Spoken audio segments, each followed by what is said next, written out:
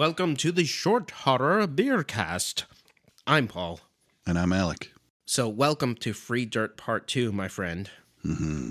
Now, before we do anything, they call this the Beer Cast for a reason, and that's because we pair a beer with the story that we cover. And today we're covering Free Dirt by Ray Bradbury. What do you have to go with Free Dirt? What kind of beer do you have to go with Free Dirt by Ray Bradbury?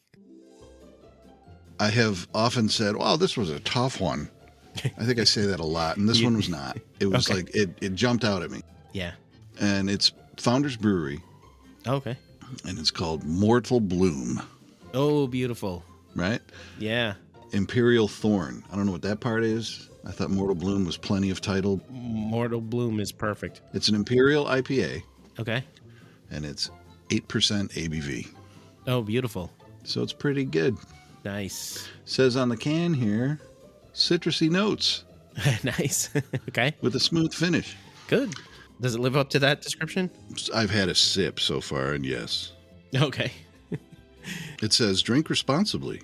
And below that it says, they don't serve founders in the clink. Wow. So that's good. Yeah, I wonder why they chose to put that message on there. That's weird. In case people weren't sure. Yeah. Can I get a founders, please? That's right. Thank you. Oh, you know what's funny is that I almost picked a beer that was called In Bloom. It was an obvious tribute to Nirvana. Oh, cool. It so had that, and I just didn't think it was that good. Mm-hmm. I almost picked it up, though. I was like, maybe. Well, you must have gone on to something even better. No, I didn't. Oh. No, it's okay. No, I think I hit it because this distributor that I went to has a lot of stuff on the shelves that he just keeps his seasonal stuff all year long. And, you know, he seems to store it pretty well because I'm tasting it and it's fine. It's an Oktoberfest beer from last year, obviously. Okay. You know, beer is, as long as you're storing it properly, it doesn't go bad, really. No. It ages, that's all, you know, but it gets smoother and stuff like that. So it's a Marzen lager, German lager. It's called Dogtoberfest. It's by Dogfish Head Brewing. Oh, cool. Yeah. Very good. Yes, I figured Oktoberfest, this is Ray Bradbury we're talking about here, so it has to be something dealing with October. That's a great one. What's interesting about this, this is 5.6 ABV, by the way, and I don't know what's up with Dogfish, but like on the back of the bottle, there's a quote, and it says, "There is sauerkraut in my lederhosen." And then it says, "I repeat," in all caps, "there is sauerkraut in my lederhosen." I don't know what the fuck that means. I don't know, is that a reference to something? Is that on every Dogfish Head? No, I don't think so. I think it's just on this one because it's an Oktoberfest. Well, the only thing I can think of, like off the top of my head, just hearing you say that, is there used to be a thing, and Dogfish Head, correct me if I'm wrong, is from Michigan, isn't it? They're from Delaware, I believe. Oh, Yes. I guess I just see it here all the time. Yeah. Okay, did you guys have Falstaff? No. Oh, that was an old beer, akin to Altus, a little better. Okay. But on their caps, they had little riddles. Oh, okay. They would show an eyeball. I can't think of the actual riddle, but then like a piece of bacon and, you know, and you have to put it together and Yeah. make a statement out of their little riddles. A rebus. That's what you call that. Oh, is it? It just came to me. Yeah, a rebus puzzle. Oh. I think it's a rebus. That is correct. They were pretty popular, and everybody would, before pounding their beer, they'd read the cap and have a chuckle and then have their beer. Nice. Yeah, it was pretty good. So maybe it's a thing like that. Like, we just put random nonsense on our cans to make people laugh. Yeah. I don't remember seeing this stuff on any of their other bottles or cans. I don't know. Maybe it's just been a while. And what's the name of your beer? Oh, it's called Dogtoberfest. Dogtoberfest. Yeah. So it's like, So that doesn't make any fucking sense. oh, and no, because I'm an idiot. What? Uh-oh. It's actually Flying Dog Brewery. It's not Dogfish Head. What am I, a fucking moron? It looked like a Dogfish Head. So it's Flying Dog Brewery. All right, that's close enough. Yeah. Okay. So I've never had any other Flying Dog. I don't know anything about that brewery at all. Yeah. Maybe I should not have 6 of these before we start recording. It's probably a good idea. Yeah. No, just kidding. This is the first one, but it's me being an idiot. It's called Dogfish Head. No, it's not. It's Budweiser. I'm sorry. That's right. So it's Flying Dog Brewery. Okay. And it's their Oktoberfest. Everything's the same. It's just Flying Dog Brewing instead of Dogfish Head. So forget everything I said. And where the fuck are they from? Flying Dog. Where are you from? I don't even know. Probably says somewhere. Oh, Utica, New York. Okay. Oh, okay. Okay. So Cool, New cool. York Brewery. Well, you have to message them and say, what's with the sauerkraut? What are you doing? Yeah, seriously. I have to figure that one out. Weird one. Yeah. What's with designing your bottles so that you can easily trick people into thinking you're a different brewery? That's what I want to know. All right, so now I bid you cheers. Cheers, buddy.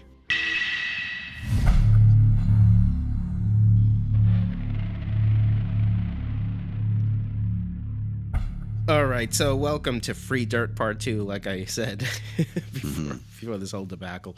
The story goes that one night in 1954, both Ray and his protege Charles Beaumont saw a sign hanging on the outside of the cemetery that read Free Dirt, and both of them thought it would make a fantastic springboard for a short story.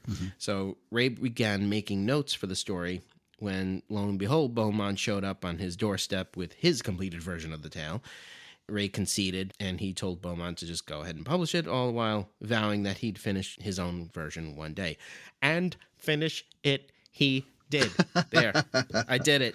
You did it. That was fantastic. How do you do it? So he finished it in 1996. It took him like 42 years. Yeah, it took a minute, but he got there. Yeah, he got there.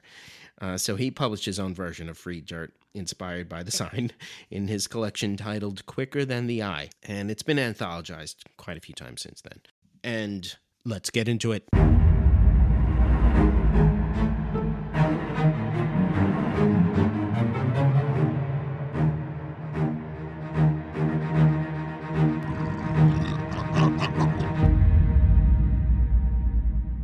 We open with, the cemetery was in the center of the city, period. Now, that's a fairly mundane way to open a story. There's some beautiful alliteration there. The cemetery was in the center of the city. But this is Ray Bradbury we're talking about. We should know better than to think he'd leave us with just that alone. So he goes on. He tells us that the cemetery is, quote, bounded by streetcars on glistening blue tracks and cars with exhaust fumes and sound. So, bounded by sound. That's Bradbury for you. And then he says, but once inside the wall, the world was lost. Yeah. It's a wonderful lesson on how to transform a fairly mundane descriptive opening into something really special. Bounded by fumes, too. Yeah. The cemetery is bounded by fumes, by sound and smells and everything else. Really cool. Now we continue with the opening as we transition locations to within the cemetery walls, and we get this. For half a mile in four directions, the cemetery raised midnight trees and headstones that grew from the earth like pale mushrooms, moist and cold. And so in case you hadn't realized it, we're in Ray's house, baby. Yeah. Yeah. Only Ray could give you headstones that are growing like mushrooms, moist and cold. Yeah. Beautiful. So it doesn't stop there. We move along a gravel path into darkness, and then we come upon a Gothic Victorian house with 6 gables and a cupola. And there we can make out a man sitting on the porch by a single porch light overhead. And at the risk of copyright infringement issues, I'm going to read what comes next. Nice. If you took a deep breath, he smelled of the sea, of urine, of papyrus, of kindling, of ivory, and of teak. His false teeth moved his mouth automatically when it wanted to talk. His tiny yellow seed eyes twitched, and his poke-hole nostrils thinned as a stranger crunched up the gravel path and set foot on the porch step. What a no-talent fraud this guy is. It's nuts. Yeah. Yeah. It's crazy. That list of descriptives Yeah. is... It's I insane. don't know where you collect those and put them all in one group. Right, yeah. You know, and you said, I think when we were doing the jar, you said something about how you're tasting the words. Yeah. It's exactly what this is. It's the same thing. It smelled of the sea and then and of urine. Of urine. And then it ends with teak. I'm like, oh, that must be awesome. I'm like, no, but he added urine in there. This is not good. Everything else was pleasant. Yeah, right. And his false teeth moved his mouth automatically when it wanted to talk. Yeah, that's so good. It's so good. Yellow seed eyes. The bit that got me too was the poke hole nostrils thinned as a stranger crunched up the gravel path. Yeah. I mean, that's like some animal would do that. Yeah, right. And if you really want to get pedantic about the pros here, we're zooming in that much. Yeah. Zooming in right on his nostrils. Yeah. To talk about how his reaction to this stranger coming up the gravel path. You would zoom in on his nostrils for a second. It's really cool. I don't know if dogs' nostrils do that, if that's what he's referring to. I'm picturing like a seal. Yeah, I'm picturing a something like that. Yeah, like an animal of some sort. Defining what's on its way up the driveway through smell. Yeah. Sounds like a dog. Yeah, it definitely does. Yeah. It's great. It's so it good. is. I mean, I've thought of that before. Like, you can describe the eyes as like small little pig eyes or whatever. Yeah, right. Yeah. But I never thought about thinning nostrils. Yeah. To me, that's pretty inspired. Yeah, absolutely. And they're not just nostrils, they're poke hole nostrils. Yeah. Wow. Yeah, really cool. Hit the road, talent fraud. Hit the road, Ray. Yeah, already I'm like, all right, is this guy actually a guy? Yeah. But it's too soon to speculate that. Right, absolutely, sure. So we have two characters here, the old man and the stranger, and I figure that's how we'll refer to them from here on out, the old man and the stranger, because he never names them. So the stranger asks the old man about the sign he saw outside saying free dirt. He starts to say that he never thought about how there could be so much dirt left over from when you dig a grave that you wouldn't know what to do with it. He's in the middle of talking. The old guy leans forward to him, and he stops talking. The old man says, "You want some?" The stranger says no. He was just curious about the sign. He's always wondered what it's like to own a cemetery. How long does it take to dig a grave? So he's just kind of making small talk. Yeah. The old man says, well, on a cool day, 2 hours. On a hot day, 4. Mm-hmm. He says, you get a good man on a hot day, he's no better than a bad man in the cold. That's great. Yeah. And the stranger asks him about winter, and the old man says, well, in blizzards, we got an icebox mausoleum to stash the bodies till springtime. Then it's a whole month of shovels after that. So the stranger says, don't you dig in the winter? And the old man says, well, yeah, but some places have a special shovel contraption with a hose that runs hot water through the blades in order to unfreeze the ground. He says, here it's all picks and shovels. I love this matter-of-fact, morbid discussion. The guy's just telling all the things about the trade. Yeah, we got an icebox mausoleum. We just stash the bodies in there until they're ready to get buried.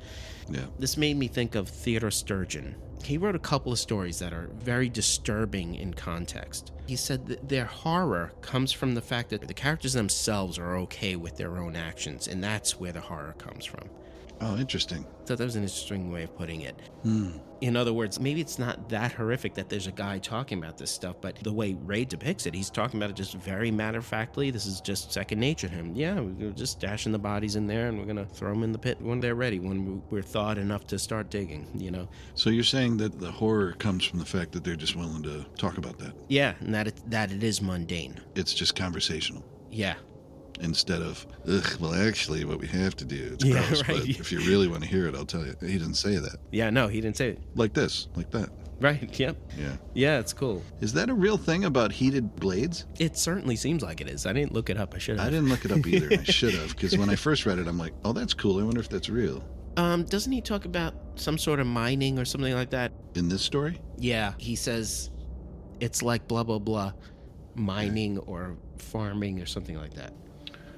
Let's see.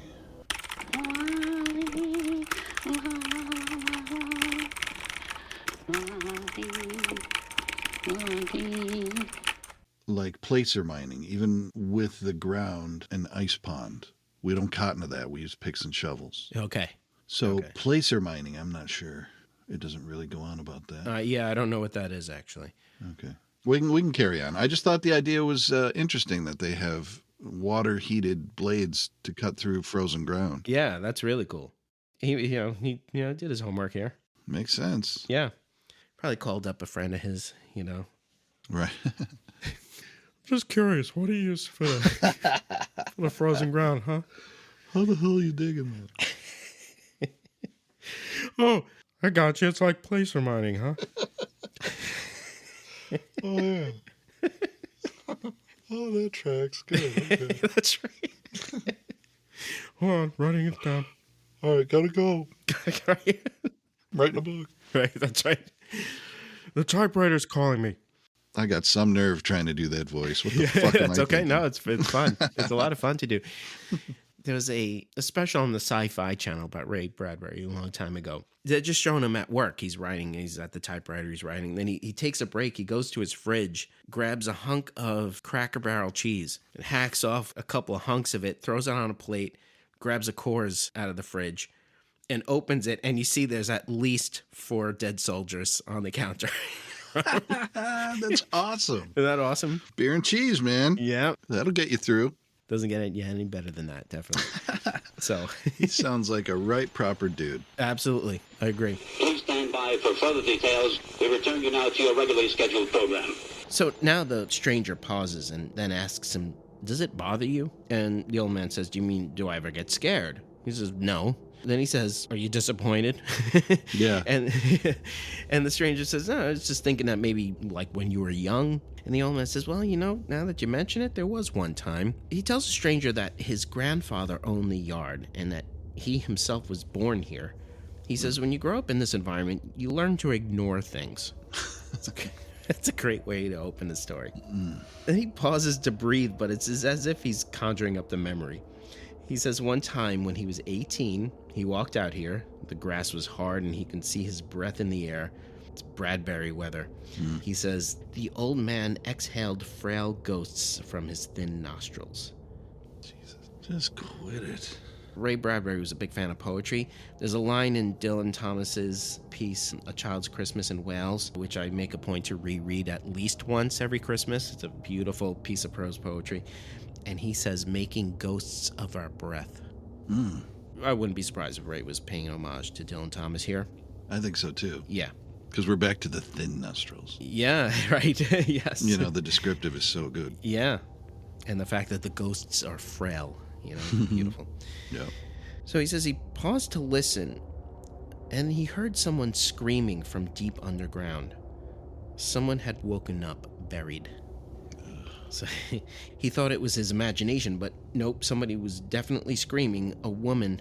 He says he knew all the graves. You see them every day, after all. You could recite their names and dates and how they died. And then he goes on to do so. I love it. He just goes off on this tangent. He's like, there's Mr. So-and-so. He had tuberculosis and this one, blah, blah, blah. He just keeps on going with all these different graves. And then he's like, oh, yeah, well, anyway, back to my story, my horror story here. He surmised that the grave belonged to a Henrietta Fremwell. She was the only woman buried in this particular section, so it must have been her. He shouts her name, and now he can only hear weeping. So he runs to get a shovel, and he tries in vain to dig her up, but the ground is too hard. And he says the problem is that she'd been sleeping during the rain, and then all that wet ground froze solid. So it would take 8 hours to dig her up, and she'd probably used up all her air in the coffin while she slept anyway. So the stranger's like, all right, well, what the hell did you do then? Right. Whoa, what'd you do? Yeah. And the old man says, well, I just put my shovel back in the tool shed and went back inside and drank hot chocolate while I shivered. So he says, what would you have done? Would you have dug her up only to find her smothered to death? You have to bury her all over again. And, just in case you don't think he's heartless, he says he did cry all night that night. And now he tells us a little more about the history of the cemetery. And he describes several instances where graves were dug up and under different circumstances were left open for a while. One was from a case where a judge ordered a body exhumed to examine for poison. Another was to transfer a body to another state according to the wishes of the deceased's relatives. And another was a Civil War hero who actually fought for the South and was transferred to a spot beneath the Civil War monument. However, no one wanted to utilize the grave of the Southerner, and so the grave lay open for about 6 months or so. Yeah. And as a matter of fact, in all these cases, the graves did lay open and empty. And in the meantime, all the dirt from all those graves got cross-shoveled with the graves of others. And then he says, now you know where that sign comes from, that sign about free dirt. You know what that means. I want to just pause for a second just to talk about the difference between the Beaumont story and this one and what's going on with the dirt. Yeah. I don't know. What do you think is going on with the dirt? I'll let you go first because I'm not sure where I'm at with this right now. I'm just, with this type of story, I just absorb it and I'm not thinking too much about this part of it here. It seems to me that Beaumont's definition of free dirt was more about gluttony and taking everything that you can that's free. Yeah. The word free was a big deal with him. I want free shit no matter what it is. I'll figure out what to do with it later. I want it. Right. So it's gluttony. Yeah. Whereas Bradbury's was more like it's free of restrictions of where it came from. That's great. I like that. Like it's free of borders. It's many things now. Yeah. That's what I got. I like that. I'm going to go with that one then. Okay. Yeah, because that's really good. The fact that where this dirt's actually coming from, it's been enriched by all the death in that place. Yeah. Yep. So now the stranger asks him, well, where is this free dirt anyway that you're handing out? The old man points to a 3-foot-high mound. He says, go on over and kick it, see if it's real. That's crazy. Yeah. So the stranger obliges. He goes to the pile and he kicks it, and then his face pales, and he asks the old man, did you hear that? Right there Yeah. is the first sense I went, oh, fuck. I knew it was coming because it's Ray. Right. But I was like, pretty soon here, there's going to be that shiv right in the side. Yep. And there it is. Yep. He kicked the dirt and went, oh, did you hear that? It's not like it was a hollow mound or, I kicked a rock. Could you hear that? It was... Yeah, something else. Yeah, great. Yeah. And the old man is like, oh, I didn't hear anything. He's like, nope. Yep. And here's the thing. I bet he did and has learned to go, I don't know what you're talking about. Exactly. That's exactly how I saw it, too. Yeah. I didn't hear anything. I don't know what you're talking about. Right. So he says, yeah, how much of it do you need? And the guy's like, well, I hadn't really thought about it. And the old man says, yes, you have. I heard your truck pull up. So you wouldn't have brought a pickup truck here. You got a good idea that you want a bunch of it. Yeah, right. So the guy says, all right, well, not to mention, my backyard's about 80 feet by 40, and I need about an inch of topsoil. The old man says, all right, about half that mound ought to do the trick then. Mm-hmm. He says, go ahead, take it. No one wants it anyway. And then he goes on to describe the reason why nobody wants it. And holy cow, do we get a beautiful Ray Bradbury list of things that's in this soil. Yeah. And I was thinking, you can't do it justice without quoting the whole thing. Yeah. And so the admonishment to the listeners is you must read this story.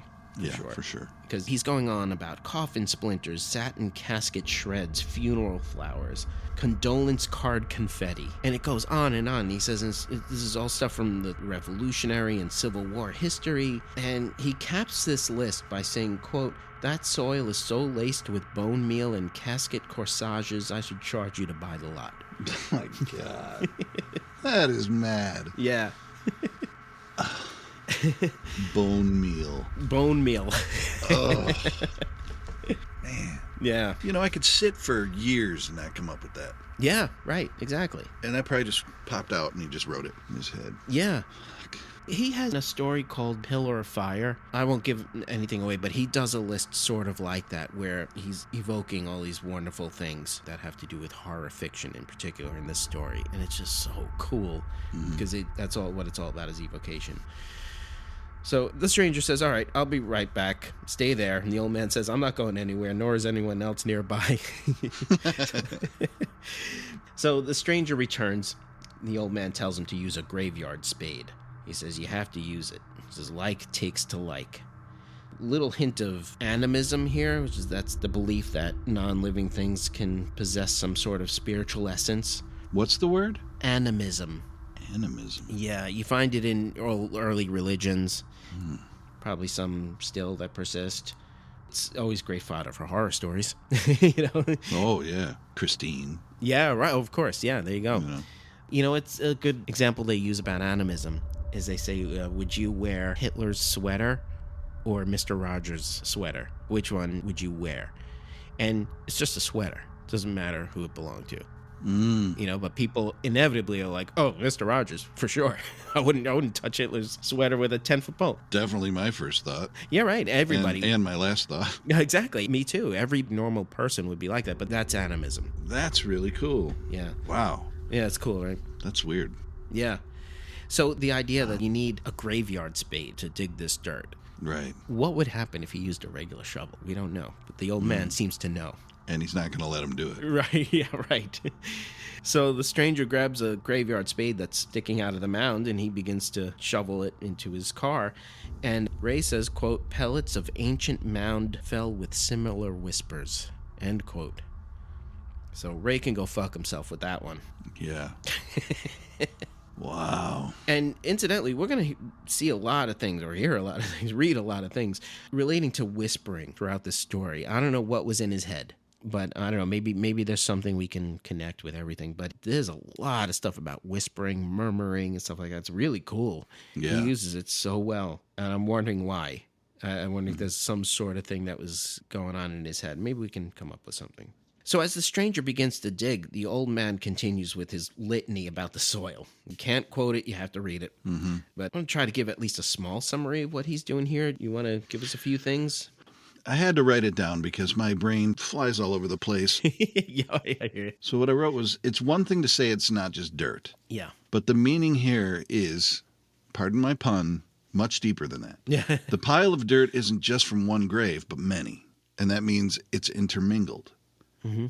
Intermingled in the sense of different graves, different people. Right, yeah. Different reasons each one was buried there. Different circumstances. Right. The old man talks of all the events spawning various reasons for the burials, spanning many, many years, wars, epidemics, and the like. Mm-hmm. But the only thing that might survive intact is of the material world, such as rusted metal or a shoelace. Right, corsages. Yeah. All other mortal remains have returned to the earth, one mingling with the other. Yeah. So here, nothing is simply dirt. It's all one tragic collection now. Nice. One story. Yeah. You know, the soil, with the help of time, has reclaimed each one and transformed them together into something rich and strange. That's great. It's the best way I can figure Yeah, it. no, it's perfect because it's the story of life and death right there. Yeah. Yeah, that's really cool. I like it a lot. Mm-hmm. We're going to go with that one. Good. And I was hoping I wasn't grasping, but that's what I got. no, definitely not. You hit it right on the head. Good. And an artistic standpoint, as far as the craft of writing is concerned, he's a master of evocation. Every little detail he gives evokes a picture in your head or a feeling or a universal horror, a universal fear of some sort. Of course, this is all about mortality, so he's just tapping into that. Mm-hmm. It's just amazing how he does it. He's a master of that stuff. Right. So anybody who just wants to learn how to do this, just read Ray Bradbury. Yeah. He's got a technique that he talks about where he writes nouns one after the other, like the town, the lake, the shore, the sand, and it's a little stream of consciousness thing that he does to just kickstart his brain. And he says pretty soon some of those nouns will leap out at him. And so he'll see the lake, and he's like, wait a minute, I know what this means. This is like when I was a kid, there was a girl that drowned in a lake, so it's like, all right, now, right there, now you have the germ of the idea is starting, but he did it by writing these lists of nouns. Okay. And each one is evoking for him, something, but if you're good at what you do, you can, come up with very clever ones and really go to town with the evocation. It's really cool. Yeah. With him, it seems almost like, and maybe with all great writers, yeah, he's not just practicing a craft, he's a little bit possessed by it. Oh, 100%. The way these things come to him and the way they pop out in his mind like that, it's something speaking to him. Yeah. Yeah. That might be a little far-fetched from what I actually believe about right that world, but I don't know. It's kind of like something is making them write this.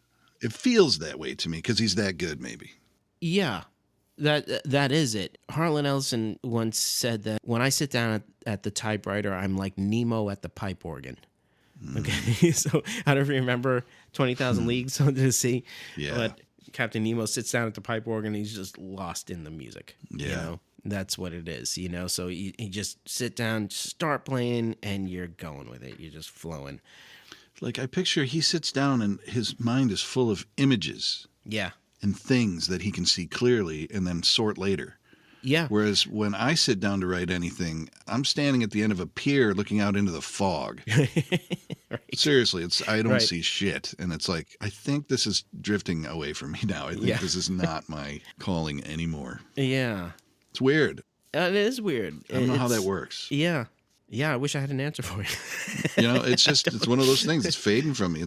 Some people have it and can contain it and use it and polish it, whatever you want to say, but it stays with them. Well, not for nothing. I think it does have to do with the repetition of it because the muscles can atrophy if you don't use them. That's for sure.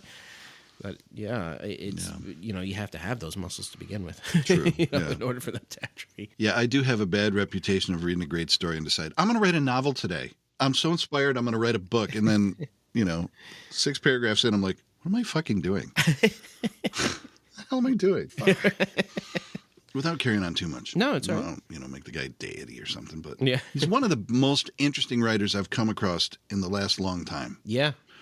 And I'm only reading short stories. Yeah. That's why this, again, I've said it before, but that's why this is an important topic. Short stories. Sure. It's tough. Yeah, it is. And he just kind of waltzes through it. Yeah, he does. It's cool. Yeah. That's all I'll say. No, I'll carry on too much. No, it's great. You're absolutely right, though. He's really good. All right, so we digress. Mm-hmm. Take a drink.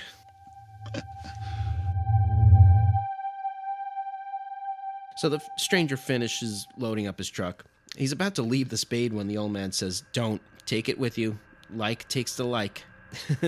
So take that spade with you. The stranger says, "Okay, I'll return in the morning." The old man says, "Whatever, you can just keep it. Don't return that dirt." I love that. Just don't return the dirt. Don't bring that dirt back, that's all. Wow, that's foretelling. And he says, "Don't bring it back." Why would I do that? The old man's like, "Just don't." Just don't, man. Whatever, just don't. So good. So now we have a section break, and when we return, we're with the stranger driving home. And as he's driving, the winds are picking up. He can hear thunder, and a few drops of rain are beginning to fall. So he steps on it. Finally, he gets home, and he sets about dumping the dirt into his garden. Mm-hmm. Yeah, and here he's using a lot of this whispering and murmuring stuff. Like the rain is murmuring, the dirt is whispering, and stuff like that. It's really cool. He just keeps going with that stuff, keeps repeating that stuff. When he's done, he thinks, well, at least I won't have to water it. The storm will do the trick. And at 1 a.m., the skies open up, and we get the mother of all thunderstorms. Yeah, now before you go that far, you wanted to discuss the whispering and murmuring? Oh, yeah, go ahead. See, now, when I said it, you can come at it from all angles, and one of them was, for me, that's his conscience. Okay. As opposed to it was whispering and murmuring and all that. I think that's him thinking about what he's doing with this crazy graveyard dirt. All right, good. Like, should I fucking be doing this? Right, and that comes back. That you're right about that, because that aspect does come back. Oh, it does? Yeah, in a few sentences. Oh, well then forget I said anything. Just no. You're absolutely right. Is what I'm saying is it's sort of what you just said is perfect because it's a foreshadowing. I didn't think about that. Did I miss that? I must have missed that. We'll get to it in a second. Sorry. Yeah, no, it's okay. But I didn't even think about that. That could be foreshadowing of it, and that could be his conscience whispering to him. You're absolutely right. Right. But we get the phrase, "Darkness fell in curtains of thunder, cracking the heart, breaking the bones." Just showing off. Yeah, right. I know exactly. He's flexing here. Yeah, he's flexing. Right. Exactly. He's waving his dick around. All right, here Paul decides never to write again. That's that's my thing. Cut off my hands. Cut off my nose so I can't bang the keyboard with my nose. That's funny. Darkness fell in curtains of thunder, cracking the heart, breaking the bones. It's like a song lyric. Yeah, it is. So all this time, the stranger is pining for at least a dog to hold during this. Yep. He's like, any companionship will do. Yeah. And it's gorgeous the way he describes it, the storm. It's just like this hellish nightmare going on outside his window. Our narrator, or our protagonist, I should say, is shivering, and his mouth is dry. All he wants to do is get up for a glass of water or leftover wine or anything, but he's too scared to get up. And he's thinking, free dirt from a cemetery. What the fuck was I thinking? And this is where I'm saying, like, you were right. That's the whisperings of his conscience that he, or I should maybe even say his subconscious mind is telling him, this is a mistake, dude. Yeah. For the next couple of hours, he can't sleep. And he says the house itself seems to be listening to something. This is great. That's so quiet. The house is listening for something outside. And then he turns his head to the window. And we get this. Beyond the window, beyond the wall, beyond the house, Outside somewhere, a whisper, a murmur, growing louder and louder. Grass growing, blossoms opening, soil shifting, crumbling. A great whisper, a mix of shadows and shades. Something rising, something moving. Yeah. And just when you think he hasn't hit you there yet, our guy's blood turns to ice and his heart ceases. His heart is just barely beating. And here's where we land. Outside in the dark, in the yard, autumn had arrived. October was there. His garden gave him a harvest.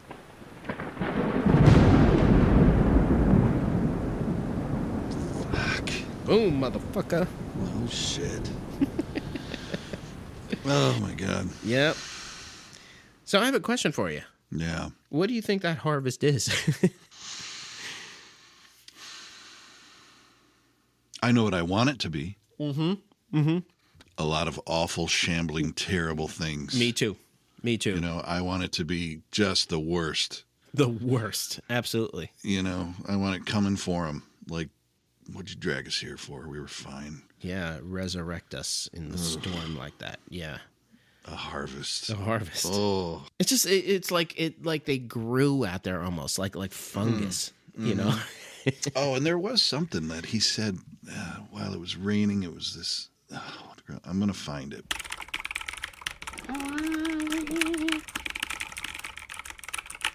Oh, right here. At midnight, the rain grew heavy, and he looked to see if it was eroding the new dark earth, but saw only the black muck drinking the downpour like a great black sponge.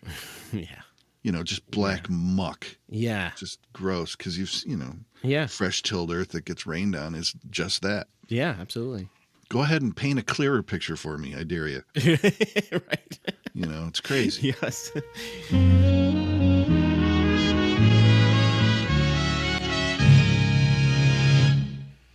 Are we going to talk about Beaumont and Bradbury's comparisons? Yeah, I guess we could. The other one was awesome and I loved it, Yeah. but not like this one. Yeah.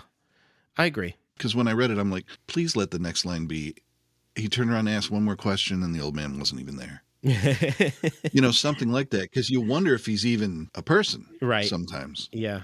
Or maybe that's just what I do, but Right, sure. I'm always hoping for the weirdest, craziest thing to happen because it's just what I yearn for. Yeah. If I'm going to read, I want it to be holy shit. Yeah, right. You Well, know. it's funny because you know what I was thinking that just when you said that, I was thinking that the old man's story is something else. I mean, you just think he's living with this man and he's like just dying to get rid of it. Yeah, yeah. He's sick of hearing it. He's sick of thinking about it. And he's like, don't bring it back. Yeah. And he said he was born there. Yes. And he's an old man. Right.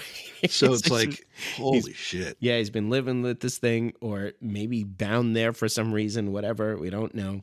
But I mean, everything about this, the walking up on the guy and describing his appearance and the way he was. Yeah. Damn it. So good. Yeah, it's cool because it's two different approaches to the same concept. Yeah. Going in completely different directions. Mm-hmm. And Beaumont's story is, like I said the last time, a weird tale, you know, and this is more straight up horror in that it is really throwing you right face to face with death itself and everything that comes along with death as far as the human experience is concerned. And you can really go all different directions with this ending, too. When you think about it just now, I'm thinking like the harvest could be all these things that he was describing, all these corsages and stuff and all these things like that could have all just come together. Yeah. And been a creature all its own, made up of all this ephemera of funerals, you know? Right. You know, that would be pretty creepy, too. Very. Well, I love the fact that he doesn't describe what's actually out there. He just says his garden gave him a harvest. Yeah, maybe that's what it is, because you still had to wonder at the end of Beaumont's, too, because did he eat dirt? Did he, what happened? You know, you're kind of like, I don't know. Yeah. And the same with this, because you don't know what climbed out of that ground. You don't know what had arrived. All you know is that something did. Yeah, I love it. Damn, I love it. And he just describes it as a harvest, meaning there's a lot of it. Yeah. That's what's messed up. Right. So a harvest can be good or fucking god awful. Right. It's still a harvest. Right. It's still a lot of it, whatever it is. So good, man. Great stuff. We'll have to do more Bradbury then in the future. Yeah, for sure. For sure. Yeah, He doesn't I'm a have a fan. lot of horror stories. As a matter of fact, this is what I was going to say before. There was a literary scholar called Michael D.C. Drought. He's done stuff about science fiction and fantasy, and I'm pretty sure this was the guy that said this. And he said that Ray Bradbury was not a science fiction writer.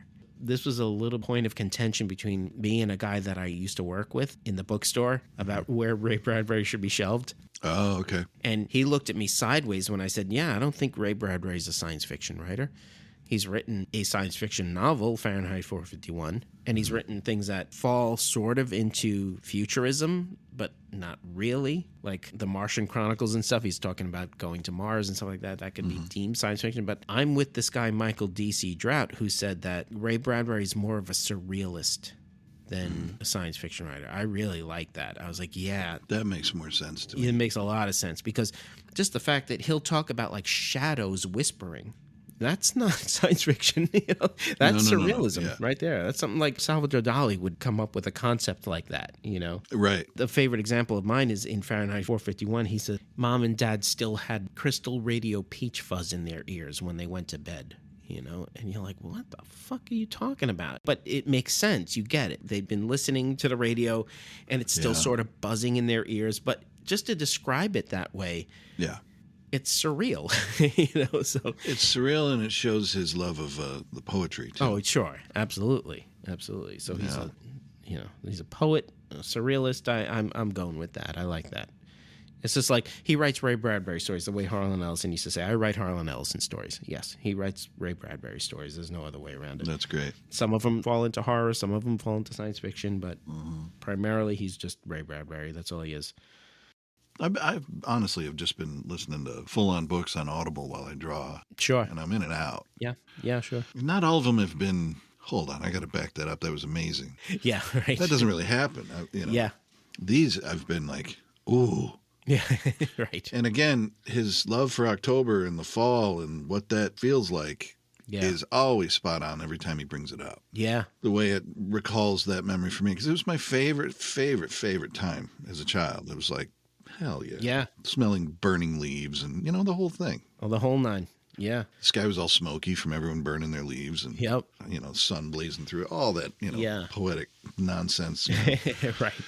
It's there. It's in my head. It's part of my thing. Yeah, absolutely. So you'll love the ending of Pillar of Fire then. I'm on it. Won't give it away. But you'll love it. I'm definitely going to read that. Yeah. We should probably end there. We didn't do How's Your Beer. Usually we do How's Your Beer. Right. My beer was great and still is. Okay, good. I'm on mug 2. Okay. It's a solid IPA, man. Nice. I like it. Nice. Yeah. How about you?